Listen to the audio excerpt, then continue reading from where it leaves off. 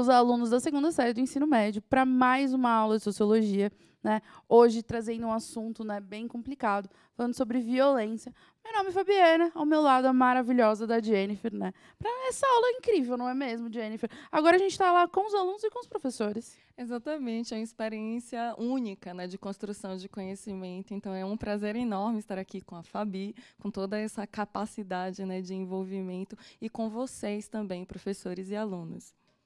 Então, para a gente começar essa aula, a gente vai colocar para vocês a habilidade que nós trabalharemos hoje, que é compreender o que é violência em suas diferentes dimensões, né? Eu acho que muitas vezes a gente, quando fala de violência, a gente já vem na cabeça direto a violência física, esse tipo de violência. Então, a gente justamente quer mostrar para vocês que a violência é muito mais do que apenas agredir, né? Existem aí diversas outras coisas que acontecem que também são considerados tipos de violência. A violência, né, Fabi, ela é muito presente dentro da nossa sociedade e da nossa história, né? A história da humanidade é a história de diferentes formas de violência. Então, aquilo que nós chamamos de violência está intimamente ligada com aquilo que a nossa cultura, né, informa sobre o que é violência e também produz leis que impeçam que essa violência aconteça. Justamente. E um dos questionamentos que a gente quer trazer para vocês hoje, né, e justamente para a gente pensando nisso ao longo da aula, é: será que a gente em algum momento já sofreu algum tipo de violência sem saber, né? Porque muitas vezes a gente olha e será que durante a nossa vida a gente não sofreu, né, algum ato de violência psicológica, né, de algum tipo de situação onde a gente sofreu esse dano, mas a gente não percebeu? Porque justamente, às vezes, a violência ela é tão normalizada e ela está tão dentro do nosso cotidiano que às vezes a gente não percebe. O que você acha, Jennifer? Eu acho que esse tema da violência ele é fundamental, porque, como você mesmo falou, Fabi, muitas vezes nós banalizamos o que é violência, né? E a gente passa por determinados tipos de sofrimento, de angústia, e a gente não nomeia dessa maneira, porque dentro do senso comum a violência está muito relacionada com tapa na cara, né, com chute, com murro, com sangue, né? Porque dentro da história, né, nós também pensamos a violência na sua forma, na sua expressão, né, na massa, né, guerras, são guerras, escravidão, né, a fome. Entretanto, a violência tem muitas facetas. E é por isso que é importante definirmos o que é violência dentro da sua relação com a história, mas no momento presente, para que a gente possa reconhecer essas sutilezas. E muitas vezes a gente só percebe quando a gente sofreu algum tipo de violência depois que a gente entende o que ela realmente é. Então, a gente trouxe uma definição para vocês de violência da OMS, que é a Organização Mundial da Saúde, e ela define a violência como o uso intencional da força física ou poder, ameaçados ou reais, né? Então, pode ser ali algo que realmente aconteceu, uma agressão, ou pode ser aquela ameaça, né, aquela coação, né, contra si mesmo ou contra outra pessoa, ou até mesmo contra um grupo ou comunidade, que resultem ou tenham grande probabilidade de resultarem ferimento, morte, dano psicológico, mau desenvolvimento e privação. Então, a gente percebe que ferimento e morte são, né, aspectos que podem acontecer, mas existe também a questão do dano psicológico, que muitas vezes vem, vamos dizer assim, como um trauma, vem como um medo, vem como insegurança, né? Vem como, por exemplo, a gente diminuir outra pessoa ou se autodepreciar. Então, existem diversas outras consequências da violência que não são apenas um olho roxo. E muitas consequências que não são assim, não, bota gelo, fica 2 semanas e você tá bom. Algumas dessas consequências são consequências que você vai levar para o resto da sua vida.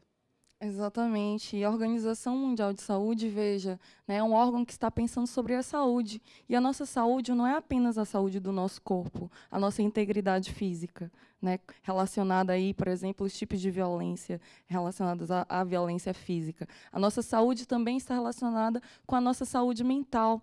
E nós estamos em um século em que se discute tanto sobre ansiedade, né, sobre diferentes formas de angústia, de doenças mentais. Então, falar da violência e nos seus aspectos multidimensionais é muito importante para reconhecer. E a violência ela está relacionada à interação, né? É a interação humana. E nós podemos cometer violência contra nós mesmos, mas nós estamos dentro de uma sociedade, participando de diferentes grupos. E essa violência ela acontece no momento de interação. Então, quais são esses nossos grupos que nós fazemos parte, né? A nossa família. Acontece violência na família?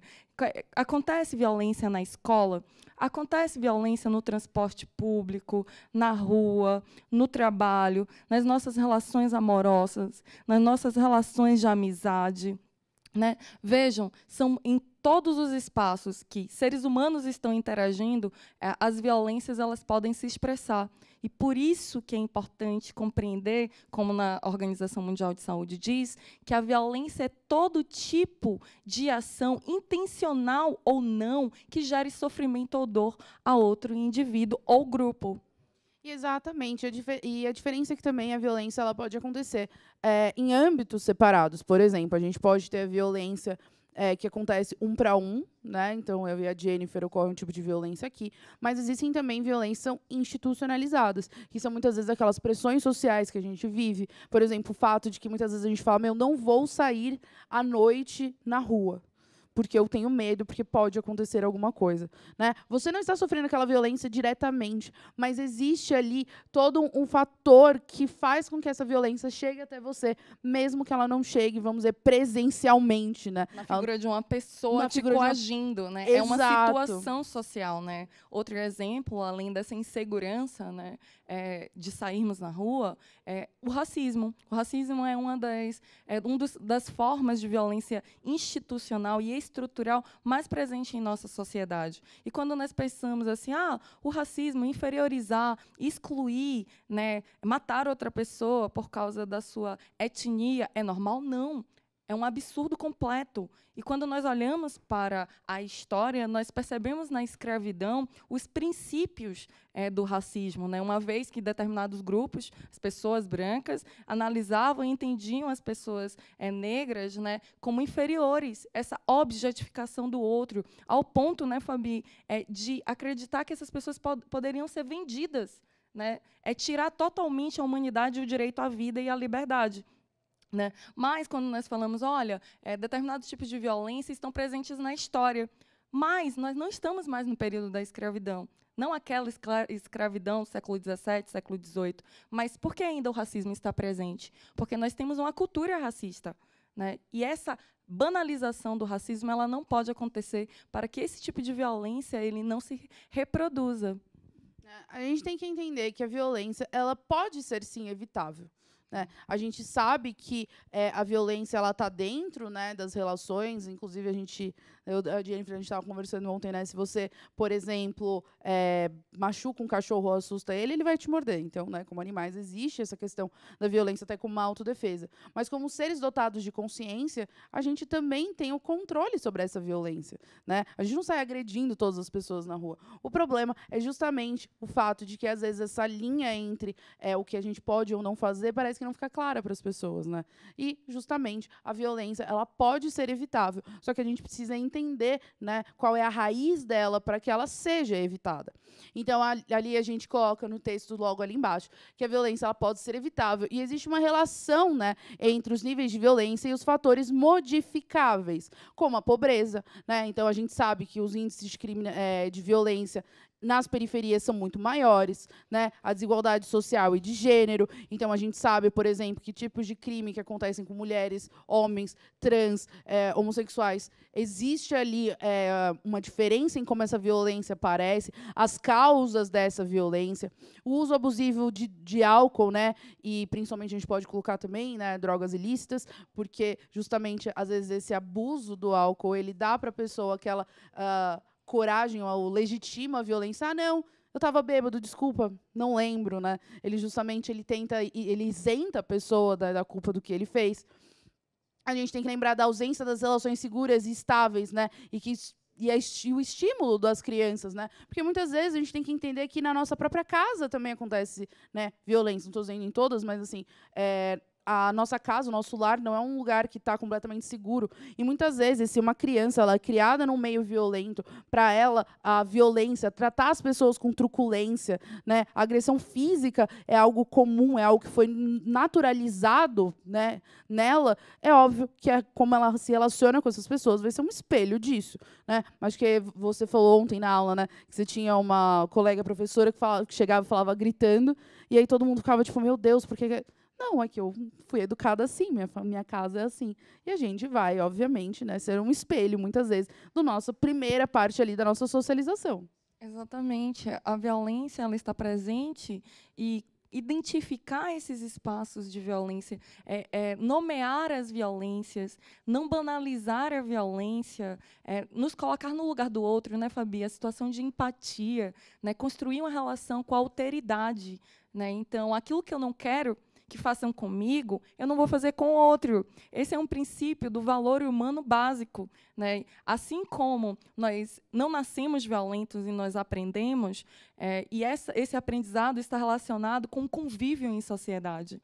Né, está relacionado com a relação de como nós somos apresentados à violência desde a tenra infância, né, desde bebês, crianças, adolescentes. E enquanto nós não nomearmos e não identificarmos, nós naturalizamos. E a função da educação, da sociologia, da filosofia, de todos os componentes, é produzirmos uma reflexão para desnaturalizarmos situações violentas. Assim como a cultura produz a violência, a educação ela pode promover as ferramentas para combatermos a violência e evitarmos situações violentas. E algo muito importante quando a gente fala sobre violência é que a gente só pode identificar aquilo que a gente conhece. Então, a gente vai trazer para vocês aqui, né, alguns tipos de violência que vocês podem aí lidar, e justamente para que vocês comecem a discutir e entender melhor que muitas vezes as situações que a gente naturaliza, né, na verdade, são situações de violência. Então, a gente vai falar primeiramente da violência simbólica, que é um conceito que foi elaborado pelo Pierre Bourdieu, e ele fala sobre violências que são exercidas, né, pelo corpo, mas sem a coação física. Né? Os danos, na verdade, não são físicos, não é um roxo no seu olho, mas são danos morais, psicológicos, é justamente, né, vir com essa questão da gente ficar cada vez mais depressivo, inseguro, com medo. Então, quais são esses tipos? A gente tem o abuso financeiro e econômico, que é a violência patrimonial. Eu acho que isso acontece, a gente viu bastante no terceiro ano, quando a gente fala sobre Estatuto do Idoso, se você quiser, tem uma aula nossa sobre isso, que é, por exemplo, eu recebo o meu salário, mas ao invés de eu ter o controle sobre o meu patrimônio, alguém pega e toma posse desse patrimônio, controla o que eu ganho ou o que eu tenho de renda. Então, por exemplo, eu sou uma senhora aposentada, meus filhos vão lá, pegam ali a minha aposentadoria, controlam os meus bens e eu perco o acesso, né, e a minha independência justamente porque eu estou sendo coagida, né, ou estou sendo obrigada a abrir mão do controle sobre as minhas finanças, sobre o meu patrimônio. Outro caso em relação a esse abuso financeiro é quando mulheres, né, trabalham e os seus maridos se apropriam dos seus salários com a alegação de que eles, né, são os chefes da casa. A gente vê isso quando, por exemplo, esse já foi um tipo de violência que era assegurada por lei.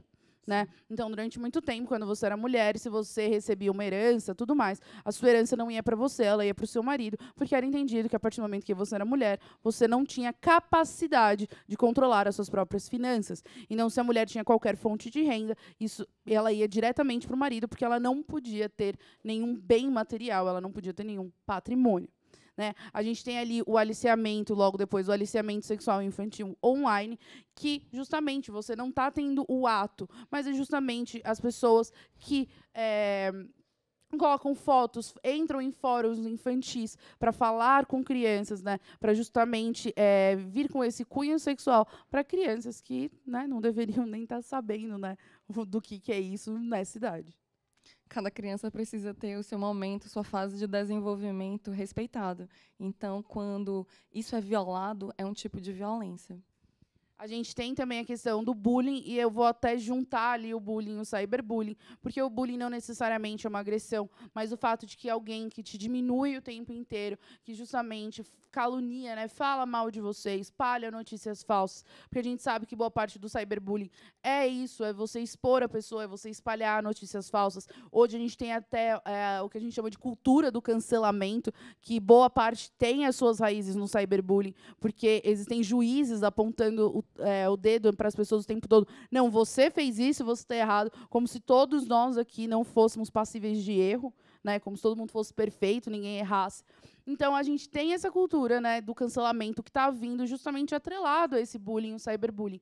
Que é, se alguém olha para você e fala o tempo todo que você é feio, que você não é suficiente, que você nunca vai ser ninguém na vida. E isso não existe só na escola, porque o bullying a gente vincula muito à escola, mas esse tipo de relação pode existir dentro da nossa própria casa, né? Pode existir em outros lugares. É óbvio que isso vai ter um impacto muito negativo no nosso psicológico.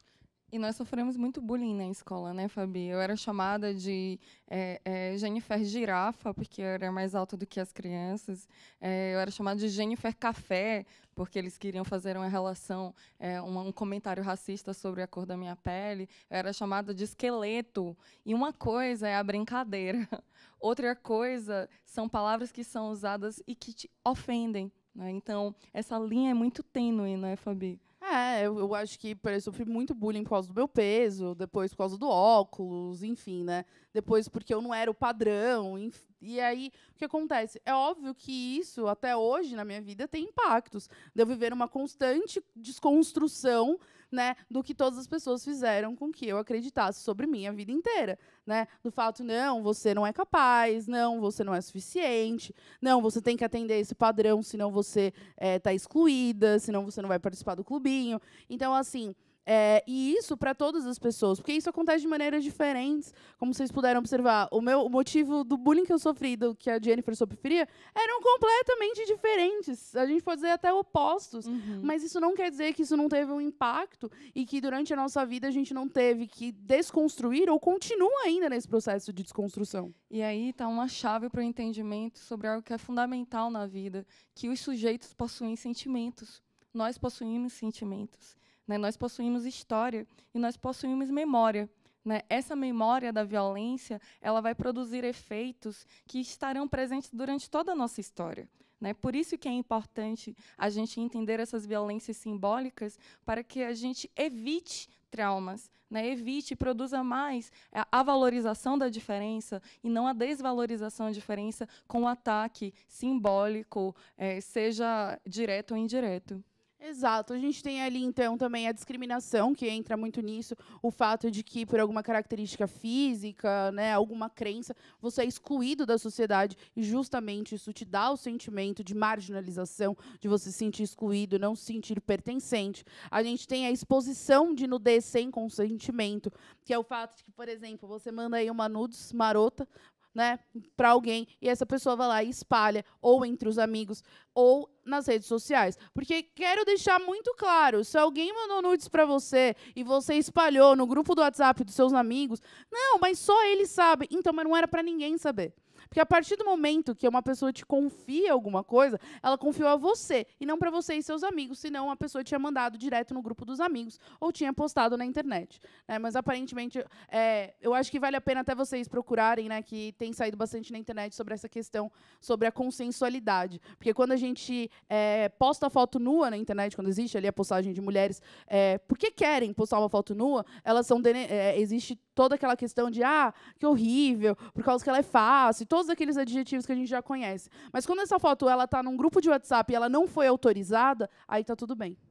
Né? Porque justamente é o fato que, às vezes, essa questão da consensualidade não está muito clara para algumas pessoas. E é um processo de bem-estar para você, né? Não é um processo de reconhecimento sobre o direito do indivíduo de se autoafirmar enquanto pessoa, e traduzindo a foto, né, como uma maneira de expressão da sua história. Né? A outra coisa completamente diferente. E isso é julgado muitas vezes. O tamanho da saia, a roupa, o decote, né, o nude, quer dizer, a foto artística, o nu artístico, artístico, mas quando está no seu WhatsApp é para o seu bem-estar. Mas este bem-estar é produzido às custas, né, da desvalorização e da violência moral e psicológica de outra pessoa. Exatamente. A gente tem também a questão da negligência e abandono, né? Isso principalmente a gente pode ver em relação aos idosos e às crianças. Existe justamente uma legislação especial, justamente por causa dessa questão. A gente tem a questão da pornografia infantil, que entra, né, nessa exposição de nudes sem consentimento, entra no aliciamento sexual infantil, a violência institucional, que é o que a gente falou sobre a questão do racismo, sobre a questão da homofobia, né, que não é uma violência que é praticada apenas, né, você com outra pessoa cara a cara, é uma violência que a sociedade, né, coloca, é uma situação social. A gente tem a violência psicológica, que é justamente essa violência de você não é suficiente, você nunca vai ser ninguém, você nunca é bom, que é aquela violência que ela visa destruir justamente o seu psicológico. Ela visa justamente fazer com que você se sinta não suficiente, se sinta inferior. E a violência sexual, porque a violência sexual ela não necessariamente precisa vir com a questão, por exemplo, do estupro. Né? A violência sexual pode ser aquelas brincadeirinhas que as pessoas acham que têm liberdade de fazer e que apenas te deixam desconfortável. Então, isso também é um tipo de violência sexual. É quando você está conversando e as pessoas olham para você e fazem comentários machistas, né? Eu acho que machista a maioria das vezes, mas a gente pode colocar, né, que existem comentários no geral, mas as pessoas te objetificam. Você vira um objeto, um pedaço de carne, ao invés de uma pessoa. E nós não queremos dizer que a sexualidade é uma coisa ruim, não é, Fabi? Ao contrário. Pelo contrário, nós estamos discutindo aqui que o desenvolvimento dessa descoberta sobre a sexualidade, sobre aquilo que dá prazer, seja vendo, tocando, enfim, das diversas maneiras, precisa ser consensual, né, para que não seja atingindo e produzindo marcas que muitas vezes são irreparáveis em outras pessoas. A gente tem a violência física e sexual. A física, eu acho que é a que a gente está mais acostumado a ver como violência, mas a gente tem aí alguns desdobramentos dela. Então, a gente tem a adoção ilegal, principalmente quando você tira uma criança, né, da família dela e coloca ela em uma situação, muitas vezes, de risco, ou que você não sabe. A questão dos maus tratos, né? Você ter ali crianças e idosos que estão sendo maltratados, né, estão sendo negligenciados. A gente tem a tortura, né? As pessoas que são ali agredidas, às vezes com agressões diárias, e isso muitas vezes vem com aquele discurso de por causa que é assim que tem que ser, é assim que se aprende, porque eu aprendi apanhando, então quer dizer que o mundo inteiro tem que aprender apanhando e coisas do tipo. O trabalho infantil, né? Porque, querendo ou não, ele tem, sim, consequências físicas e são muito graves. A gente tem ali o tráfico de crianças e adolescentes. Tanto pode ser para adoção ilegal, para trabalho escravo, mas também para trabalhos sexuais. A violência física, no geral, que é a agressão, né? E a violência sexual. E aí, nesse caso, quando a gente está falando de violência física, essa violência sexual tem a ver muito mais com o estupro, né? A gente tem que lembrar que mas comentários maldosos, existe uma diferença muito grande entre você tá tendo uma conversa entre amigos e você tá praticando bullying com alguém. E, às vezes, a gente acha que a gente está sendo engraçado, a gente acha que a pessoa está participando, mas, às vezes, ela não está. Então, cabe a nós também ter o tato de ter ciência do que a gente está falando e do que a gente está brincando. É isso, né, Jennifer? É sim, Fabi. Nós vamos dar um tempo para vocês fazer atividade com o seu professor, reflitam sobre esses diferentes tipos de violência e de causas da violência, e daqui a pouco nós voltamos para finalizarmos essa interação tão importante sobre o tema da violência.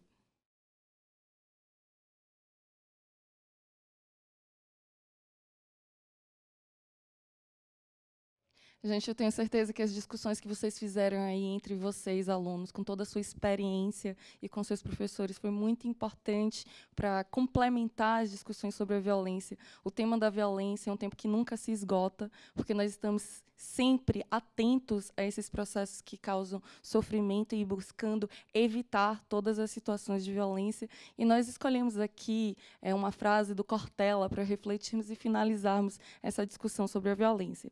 E o Cortella, né, que é um filósofo aqui de São Paulo, ele diz o seguinte: a escola, por exemplo, não cria violência sozinha. apenas reproduz a violência dentro dela, mas também pode ser um meio de diminuí-la, se atuar com conteúdos que ofereçam sentido à vida dos alunos. Então, a escola não apenas evidencia quais são as situações de violência, mas é também um meio pelo qual nós podemos combatê-la. Não é isso, Fabi? Exatamente. Cortella, sou sua fã. E eu espero que vocês tenham aproveitado essa discussão. E lembrando, né, quando a gente fala de sociologia, nós vivemos uma desconstrução diária. Então, continuem discutindo sobre isso, né? Continuem trazendo esse tema e refletindo sobre ele. E a gente se vê, né, num outro momento, numa próxima aula. Exatamente. Tchau, tchau, gente.